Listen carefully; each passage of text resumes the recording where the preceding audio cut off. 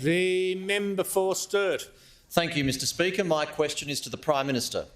Australians are responding magnificently to the calls to get vaccinated against COVID-19, and like others nationwide, my community is looking forward to life safely returning to normal. Will the Prime Minister outline to the House how the Morrison government is supporting our safe reopening and economic recovery?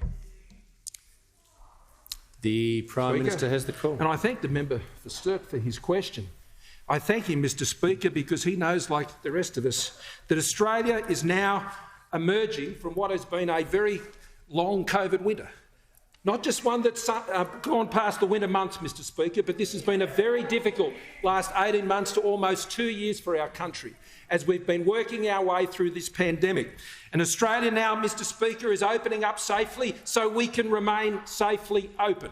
This is the time we have been working towards. This has been the goal that we've been pressing towards, Mr Speaker. And Australians have rolled up their sleeves. They have rolled up their sleeves, not just in terms of getting the vaccines, Mr Speaker, but they've rolled up their sleeves ensuring that they can take themselves with the decisions they've made, with the resilience that they've demonstrated. And we always believed they would.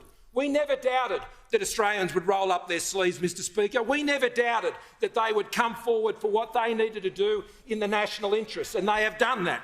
We have now, Mr Speaker, reached this week we will reach 70% double-dose vaccination around the country, meeting one of those critical early marks of the national plan. We have, Mr Speaker, seeing Australians around the country starting to reclaim their lives. 85% first-dose vaccinations now across the country. That is now higher than the United States.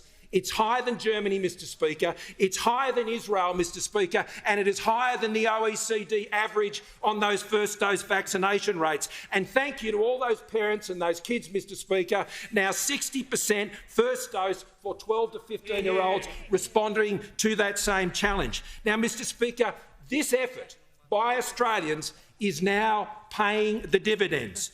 Businesses reopening, families and friends reconnecting, children going back to school, planes getting ready for takeoff again, Mr Speaker, all being achieved by following the national plan, Australians getting vaccinated, Mr Speaker, at these record rates that we've seen. And, Mr Speaker, in those other states which have not had the same experience of COVID as we've seen in New South Wales and Victoria and the ACT, with Victoria and ACT soon to follow the road that New South Wales is already on, Mr Speaker. In those other states, the rising vaccination rates there in Western Australia and Queensland, as we've just learnt from the Queensland government before coming here today, they soon also will be opening up, Mr Speaker. They also soon will be able to be welcoming Australians back from overseas and going into home quarantine and indeed up to no quarantine, Mr Speaker, as those vax rates rise.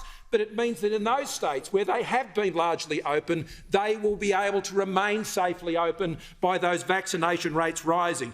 Mr Speaker, the government rolled up our sleeves with record economic support. We've saved lives and livelihoods through the Australian way, and now Australians are reclaiming their Australian way of life. Has concluded.